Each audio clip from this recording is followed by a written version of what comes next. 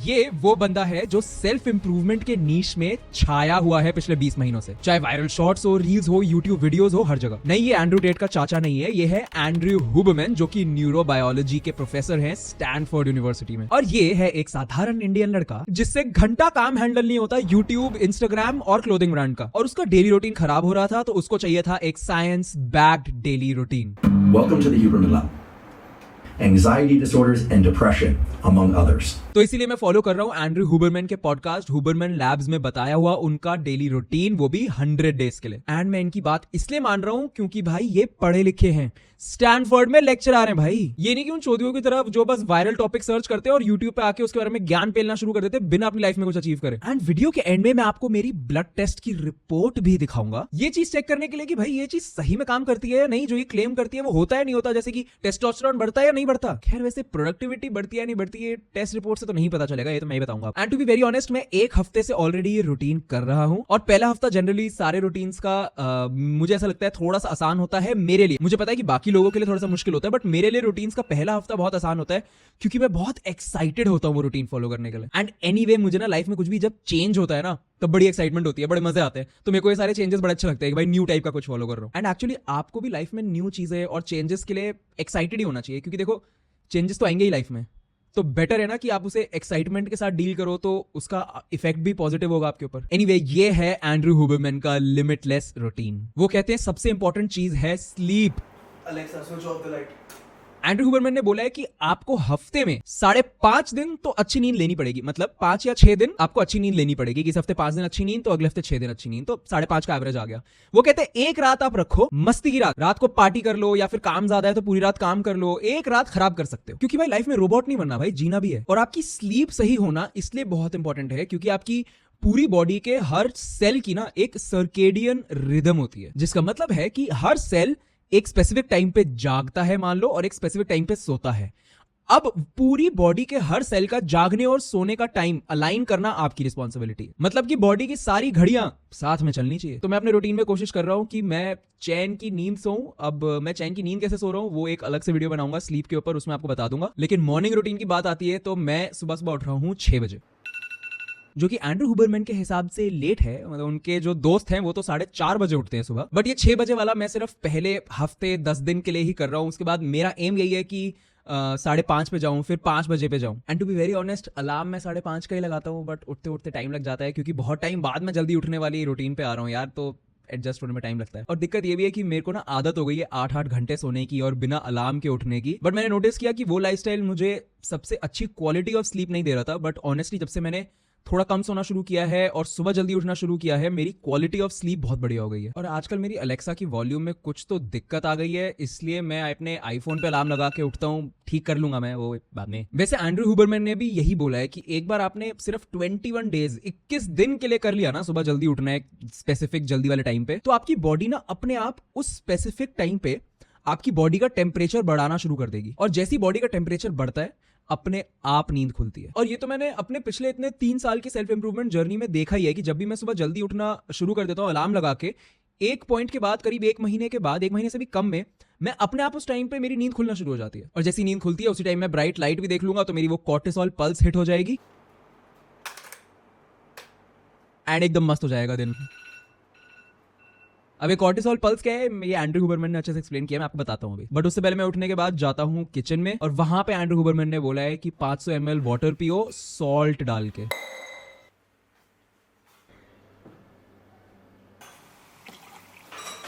जिससे कि आपकी बॉडी स्टार्ट हो जाएगी, क्योंकि उनके हिसाब से इससे न्यूरॉन्स की कंडक्टिविटी जल्दी से बेटर हो जाती है। बट मैंने सोचा कि अगर कुछ इलेक्ट्रोलाइट टाइप का ही लेना है तो वो तो मैं जिम में लेता ही था, तो उसी का एक सैशे अभी पी लेता हूँ पहले। और वैसे भी एकदम परफेक्ट चीज है हाइड्रेट करने के लिए मेरी बॉडी को, आफ्टर जो मैं रात को एसी में डिहाइड्रेट होकर सोया हूँ। अब वैसे तो मैं सुबह उठने के 10-15 मिनट में ही कॉफी पी लेता था नींद खोलने के लिए भी, और उससे पॉटी भी अच्छी आती है। बट हुबरमैन ने मना किया हुआ भाई, उन्होंने बोला है कि शुरू के 90 मिनट कॉफी नहीं पी सकते, जिससे मेरा दिल टूट चुका है। बट ठीक है भाई, करना पड़ेगा, चैलेंज लिया है तो, क्योंकि उन्होंने बोला है कि इससे आपकी सर्केडियन रिदम रीसेट हो जाती है, यानी कि आपकी जो बायोलॉजिकल क्लॉक है वो रीसेट हो जाती है, साथ में आपकी नींद बेटर हो जाती है, आपके अंदर एनर्जी बढ़ जाती है, and most importantly early morning coffee पीने की वजह से जो दोपहर के टाइम पे एकदम से नींद आती है ना, क्रैश हो जाती है एनर्जी, वो नहीं होगा इससे। बट एनीवे उसके बाद है एंड्रयू हुबरमैन की सबसे इंपॉर्टेंट रूटीन का part which is sunlight exposure. वो कहते हैं उठते ही इंस्टेंटली 5 से 10 मिनट का सनलाइट एक्सपोजर करो। तो मैं अपने इलेक्ट्रोलाइट वाटर को घोलते घोलते पहुंच जाता हूं बाहर। इससे वो कहते हैं कि आपके अंदर एक बहुत अच्छी कॉर्टिसोल पल्स आती है जो कि आपको अलर्टनेस देती है, आपका मूड अच्छा करती है और आपका फोकस भी बढ़ाती है। एंड वो कहते हैं कि ये चीज ना जल्द से जल्द होनी चाहिए और ये हर 24 आवर्स में होनी चाहिए, क्योंकि ये जो कॉर्टिसोल का पल्स आपको हिट कर रहा है ना, वो आपके उठने के बाद सबसे पहली जो आप बहुत ब्राइट लाइट देखते हो उससे शुरू होता है। और ये पहली ब्राइट लाइट देखने वाली एक्टिविटी बहुत अच्छे से सिंक होनी चाहिए सनराइज और सनसेट से। You can imagine what happens if you don't get that light until a few hours later. Everything's shifted. And then you want to go to you don't know why you're wide awake at जिसका मतलब ये है कि जो लोग बोलते हैं कि भाई मैं तो बस रात को ही क्रिएटिव फील करता हूँ, हुबरमैन हेट्स यू, क्योंकि वो कहते हैं उससे ना जो बायोलॉजिकल साइकिल्स है ना आपकी बॉडी के अंदर वो हिल जाती हैं। मतलब मान लो कि कोई चोदू सुबह सुबह लेट उठ के 2-3 घंटे रील्स देख के और उस पे ये एक्सक्यूज मार के कि भाई फोन की ब्राइट लाइट मार तो ली मैंने अपनी आंखों पे ब्राइटनेस फुल करके, ये तो चौथे पे।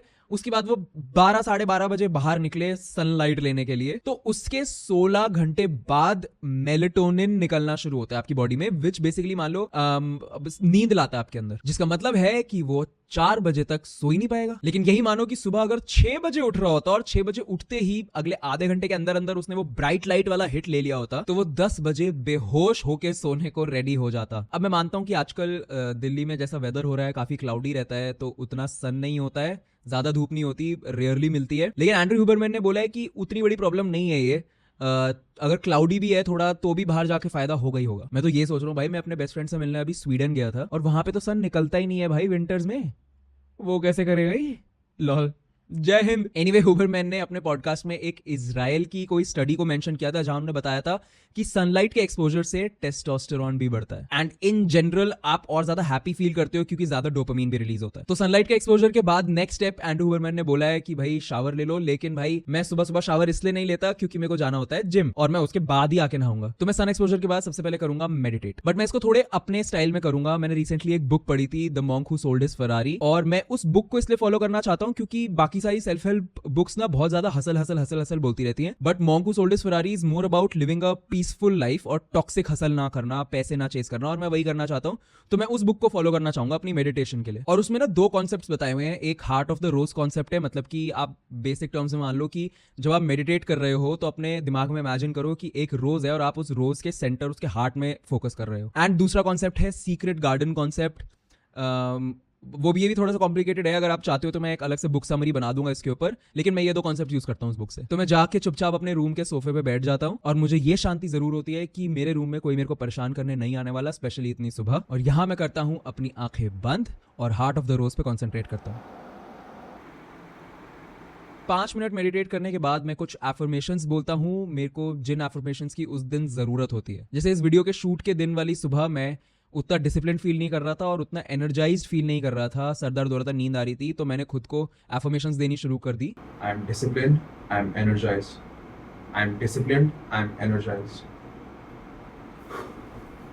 और यार ऑनेस्टली ना मैं पहले इन सब चीज़ों का काफ़ी मजाक उड़ाता था, लेकिन ये करने के बाद ऑनेस्टली ये मेरे को एक अच्छे मूड में डाल रही हैं। अब चाहे वो प्लेसिबो इफेक्ट ही हो, तो आपको भी ट्राई तो करके देखना ही चाहिए। बाय द वे, मैं हमारे जो डिस्कॉर्ड सर्वर है उसके ऊपर एक नया चैनल बनाने की सोच रहा हूँ, नया चैट जो भी होता है, और वहां पे हम लोग सब आके अपने एक्सपीरियंसेस अबाउट ये हुबरमैन वाला रूटीन या फिर जो भी आप रूटीन फॉलो कर रहे हो उसके बारे में शेयर कर सकते हैं। और एक्सपीरियंसेस भी नहीं, आपकी फीलिंग्स भी शेयर कर सकते हो। और मैं तो कहूंगा आप भी मेरे साथ ये 100 डेज वाला चैलेंज ले लो, या फिर चलो 30 डेज के लिए ले लो, 30 डेज भी बहुत बढ़िया टाइम है। और डिस्क्रिप्शन में लिंक है, आप वहां से ज्वाइन कर सकते हो। हम इसका लिंक एक्सपायर भी होता रहता है, तो हम हर बार नया वाला नहीं डालते, क्योंकि मैं चाहता हूँ कि सिर्फ सीरियस लोग आ रहे हो हमारे पास जो एक्चुअल में डिस्कॉर्ड पे डिस्कशंस करना चाहते हैं। मेडिटेट करने के बाद मैं रेडी हो जाता हूँ जिम के लिए। अब मैं जिम सुबह जाता हूँ तो मैं एंड्रयू हुबरमैन की इंटरमिटेंट फास्टिंग वाला रूटीन तो नहीं फॉलो कर सकता, क्योंकि खाली पेट जिम करने वाली गलती अब नहीं करता मैं जिम जाने से पहले 2 डेट्स जरूर खाता हूँ। डेट्स मतलब कि खजूर, ताकि मुझे चक्कर ना आए बिल्कुल भी जिम में। मैं ऑनेस्टली हर टाइप की डाइट टेस्ट कर चुका हूँ, इनसे कोई फर्क नहीं पड़ता मेरी बॉडी पे। IF से ज्यादा ये होता है कि मेरी कैलोरीज कंट्रोल हो जाती है। एनीवे, डेट्स के साथ मैं क्रिएटिन का एक स्कूप भी लेना शुरू कर दिया है।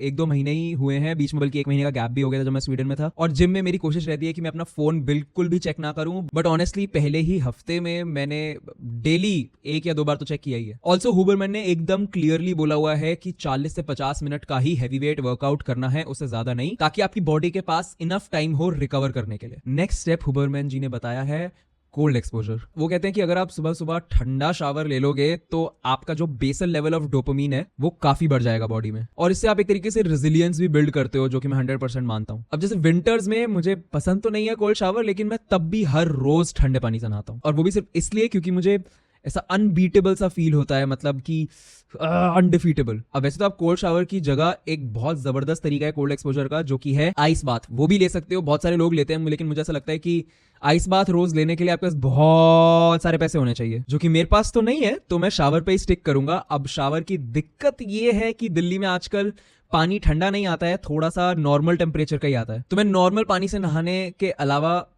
एक बाउल में पानी ठंडा करने के लिए फ्रिज में रखता हूं, और उसको लेके उसमें अपना फेस डिप कर लेता हूं। अब इससे कोल्ड एक्सपोजर का इफेक्ट अच्छे से हो या ना हो, एटलीस्ट मेरी स्किन तो बेटर हो ही जाएगी। ऑनेस्टली मैंने पहले हफ्ते में सिर्फ 4 बार ही कर पाया ये आउट ऑफ 7 डेज, क्योंकि बाकी टाइम में पानी ठंडा करना भूल गया या कुछ और दिक्कत हो गई। बट अगर आप ठंडे पानी से नहा सकते हो तो प्लीज वो करो, क्योंकि एंड्रू हुबरमैन ने बोला ही है कि सिर्फ 3 मिनट भी अगर आप कोल्ड एक्सपोजर लेते हो तो आपकी बॉडी में एड्रेनलिन रिलीज हो जाता है, जिसकी वजह से आपकी बॉडी का टेम्परेचर बढ़ जाता है। और आप याद करो, अभी 5 मिनट पहले मैंने आपको यही बताया था कि बॉडी का टेम्परेचर जब बढ़ता है तभी आपकी नींद खुलती है। लेकिन हाँ, ठंडे पानी से ज्यादा देर मत नहा लेना, नहीं तो हाइपोथर्मिया से मर जाओगे भाई। एनीवे, ठंडे पानी से स्किन अच्छी करने से मुझे याद आया कि नेक्स्ट स्टेप, जो कि एंड्रू हुबरमैन ने नहीं सजेस्ट किया हुआ, वो है स्किन केयर रूटीन। एंड क्योंकि मुझे अच्छी स्किन चाहिए तो मैंने अपने डेली रूटीन में स्किन केयर रूटीन भी अच्छे से डाला हुआ है। तो सुबह नहाते वक्त फेस वॉश करने के बाद मैं लगा लेता हूँ नायासिनामाइड अपने फेस पे, लेकिन मैं अगले हफ्ते शायद नायासिनामाइड छोड़ के ग्लाइकोलिक एसिड पे आ जाऊंगा, क्योंकि मेरे को टैन रिमूव करना है भाई, मेरा स्वीडन वाला। फिर मॉइस्चराइज और सनस्क्रीन लगाने के बाद मैं अपने स्कैल्प पे लगाता हूँ मिनॉक्सिडिल, और फिर बॉडी पे लगाता हूँ एक डिओ रोल ऑन, ताकि बदबू ना आए बॉडी से। एंड फिर थोड़ी परफ्यूम भी छिड़क लेता हूँ, बस मूड अच्छा करने के लिए। बट मेरे को ऑनेस्टली ना अब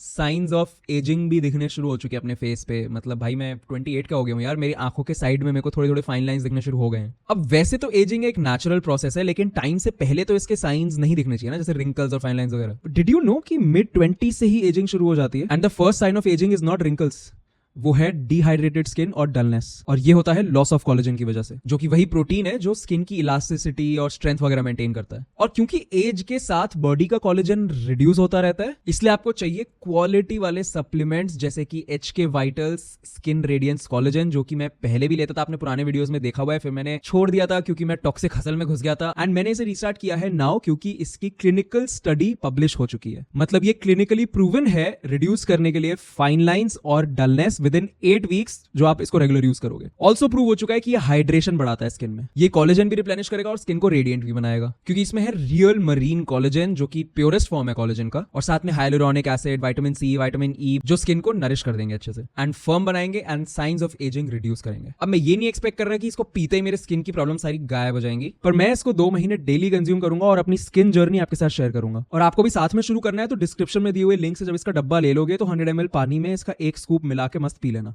मैं ऑरेंज वाला पी रहा हूँ, इनके और भी फ्लेवर्स हैं, एंड जिनको मरीन वाला ऑप्शन नहीं चाहिए उनके लिए वेजिटेरियन ऑप्शन भी है। अब नहा धो के टाइम हो जाता है काम करने का, और एंड्रू हुबरमैन सजेस्ट करते हैं अल्ट्रेडियन वर्क, जहां उन्होंने बोला है कि 90 मिनट्स का आपका एक वर्क ब्लॉक होना चाहिए, और उसके बाद 20 मिनट्स का रेस्ट पीरियड होना चाहिए, जो कि अल्ट्रेडियन हीलिंग रिस्पॉन्स होता है। और उनके हिसाब से इन ही साइकिल्स में आपका बेस्ट काम होगा, 90 मिनट काम, 20 मिनट वर्क। अब मैं पहले पोमोडोरो टेक्निक फॉलो करता था, जो बढ़िया काम करती थी। मुझे ऐसा लगता है कि इसमें साइंस से ज्यादा ये इफेक्ट होता है कि आप कोई स्ट्रक्चर फॉलो कर रहे हो, बट ट्राई करके देखते हैं। मेरे को पहले हफ्ते में तो अभी तक कोई डिफरेंस नहीं पता लगा है ये वाला फंडा फॉलो करके।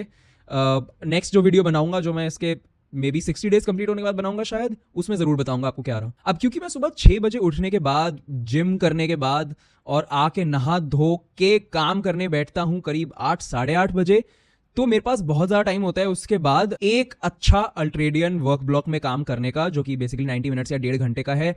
तो मैं 9:30 या 10 बजे तक बहुत शानदार तरीके से काम कर लेता हूँ, काफी कुछ काम एस्टैब्लिश कर लेता हूँ, क्योंकि एनीवे 11 बजे 11:30 बजे तक टीम आनी शुरू हो जाती है, वो लेट आते हैं, तो उस हिसाब से उस टाइम पे उतना मेरा पर्सनल वाला काम नहीं हो पाता। पर्सनल मतलब जो मेरे को अकेले बैठ के धड़ धड़ धड़ एकदम करना होता है, उस टाइम पे वो उतनी तेजी से नहीं हो पाता। तो ये अच्छा है कि मैं सुबह ही उसका काफी काम कंप्लीट कर लेता हूँ। अब मैं पिछले कुछ महीनों तक ये कर रहा था कि मैं सुबह उठ के थोड़ा सा काम कंप्लीट कर लेता था, क्योंकि जैसे मैंने बोला मेरा रूटीन ऊबड़ खाबड़ चल रहा था। मैं थोड़ा स्ट्रेस में भी रहता था, तो उठते ही मेरे को ऐसा लगता था थोड़ा थोड़ा काम कर लेते हैं। और तब जब मैं काम करता था और फिर मैं उसके बाद जिम जाता था थोड़ा सा लेट, फिर जिम से वापस लेट आता था, फिर टीम के साथ में बैठ पाता था 11 साढ़े 11 बजे। बट एनीवे तब सबसे बड़ी दिक्कत ये थी कि मैं सुबह सुबह उठते ही ना ये वाले काम करता था, ईमेल चेक करना, टू डू लिस्ट देख लेना और ये सब टाइप के काम। बट एंड्रू हुबरमैन ने स्ट्रिक्टली मना किया है ईमेल्स वगैरह चेक करने से सुबह। उन्होंने बोला है कि सुबह उठते ही जिम मत करो, सुबह उठते ही काम करो और सबसे क्रिटिकल टास्क करो जो सबसे इंपॉर्टेंट है।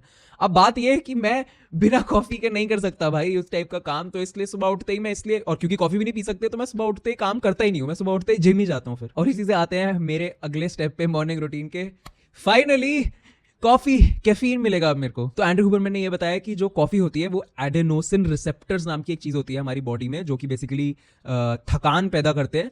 कॉफी जाके उन थकान वाले रिसेप्टर्स को ब्लॉक कर देती है, और अगर थकान वाले रिसेप्टर्स ब्लॉक हो जाएंगे, आपको थकान फील नहीं होगी, तो आपको नींद भी देर से आएगी। अब दिक्कत जो बताई है एंड्रू हुबरमैन ने सुबह कॉफी लेने से, वो यही बताई है कि अगर अर्ली मॉर्निंग कॉफी ले ली तो आफ्टरनून तक पहुंचते पहुंचते आपके एडेनोसिन रिसेप्टर्स और ज्यादा स्ट्रांग हो जाएंगे, तो आपको और भी ज्यादा थकान होनी शुरू हो जाएगी, जिसको कहते हैं एनर्जी क्रैश। तो इसलिए उन्होंने बोला है कि 90 मिनट तो उठने के बाद वेट करना ही पड़ेगा, जो कि पेनफुल है। बट ठीक है भाई, आप लोगों के लिए कंटेंट बनाना है और इससे मेरी लाइफ भी सुधरेगी शायद, तो कर लेते हैं। बट मैं आपको ऑनेस्टली यहाँ पे ये भी बताना चाहूंगा कि मैं मेरे पहले अल्ट्रेडियन वर्क ब्लॉक, जो मतलब पहले मैं काम करने जो बेसिकली बैठ जाता हूँ, मैंने कॉफी उससे पहले ही पीना शुरू कर दिया है।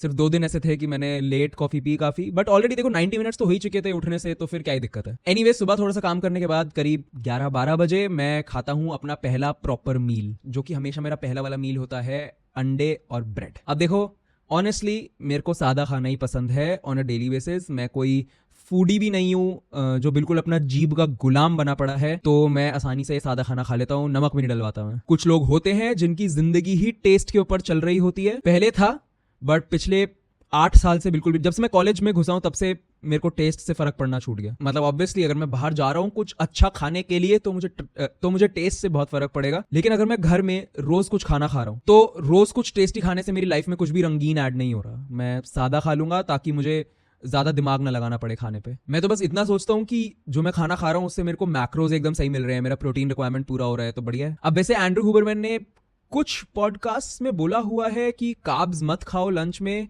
मैं थोड़ा सा कंफ्यूज हो गया था क्योंकि कुछ तो मुझे ऐसा लगा कि कुछ पॉडकास्ट में कुछ बोला है, कुछ पॉडकास्ट में कुछ बोला है, मैं शायद मैं ही समझ नहीं पाया ढंग से। लेकिन जो भी है, मेरे से तो भाई बिना कार्ब्स खाए काम नहीं होता है, ठीक है। मेरे को सर दर्द होना शुरू हो जाता है, मेरी बॉडी में दर्द होना शुरू हो जाता है, तो मेरे को तो कार्ब्स चाहिए ही चाहिए, और जब तक मोटा नहीं हो रहा तब तक चिल है। एंड उसके बाद थोड़ा सा और काम करने के बाद जब रेस्ट करने का मन करता है दोपहर या शाम को, तो एंड्रू हुबरमैन ने एक तरीका बताया जिसको कहते हैं NSDR, मतलब कि नो स्लीप डीप रेस्ट, मतलब बिना सोए आप अपनी बॉडी को बढ़िया रेस्ट दे दो। अब इसमें वो तो करते हैं एक योगा सेशन, जो कि योगा, उसको वो कहते हैं योगा निद्रा, जो कि एक्चुअल में है योगा निद्रा, मतलब कि बिना सोए आप बस लेट रहे हो शवासन टाइप में, और उसके बाद आप मेडिटेट कर रहे हो।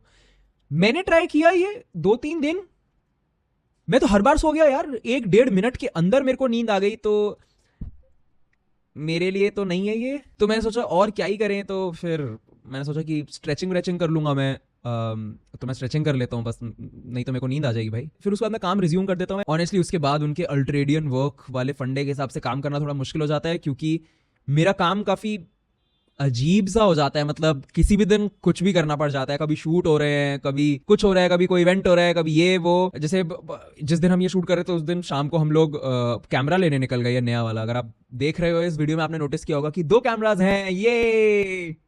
बट एनीवे शाम तक अगर मुझे कोई और ब्रेक लेना होता है या बीच में चिल करना होता है, तो मैं डुओलिंगो पे स्पेनिश सीख लेता हूँ। Hay 4 camas en el dormitorio. मतलब मेरी वो एक तरीके से हॉबी है, मतलब उससे कोई रिजल्ट नहीं मिलेगा मुझे, बट मुझे मजे आते हैं वो करने में। एक और इंपॉर्टेंट चीज जो हुबरमैन ने काम के बारे में बताई है कि फोन काफी डिस्ट्रैक्टिंग होते हैं, तो आपको अपनी स्टेट ऑफ माइंड कंट्रोल करनी पड़ेगी एंड आपको फोन यूज करना छोड़ना पड़ेगा। अब थैंकफुली मैं एडिक्टेड नहीं हूँ फोन को स्क्रॉल करते रहने पे काम के during, maybe because as Andrew Huberman said कि तुम जब सुबह ही कुछ हार्ड टास्क कर लेते हो, for example just waking up early और सुबह ही जिम खत्म कर देना, तो तुम्हारे अंदर एक एस्टैब्लिशमेंट वाला अचीवमेंट वाली चीज आ जाती है, फिर तुम्हारा मन शांत हो जाता है, तो तुम ये सारी डिस्ट्रैक्शंस में नहीं फंसते। बट पहले मैं इस चीज को कैसे हैंडल करता था, या तो मम्मी को दे देता था या फिर कहीं अलमारी में लॉक करके छुपा के आ जाता था अपना फोन, ताकि डिस्ट्रैक्ट ना हो। बट एनीवे अब मैं ये रूटीन फॉलो कर रहा हूँ, 1 हफ्ता हो गया ऑलमोस्ट मेरे को एटलीस्ट शूट करने वाले दिन तक। और अब टाइम है अपनी स्टार्टिंग की ब्लड टेस्ट रिपोर्ट आपको दिखाने का। तो ये है मेरी ब्लड टेस्ट रिपोर्ट, आप सारे वाइटल्स देख सकते हो।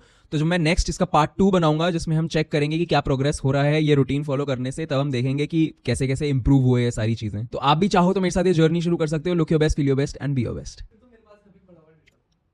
वीडियो नहीं है ना।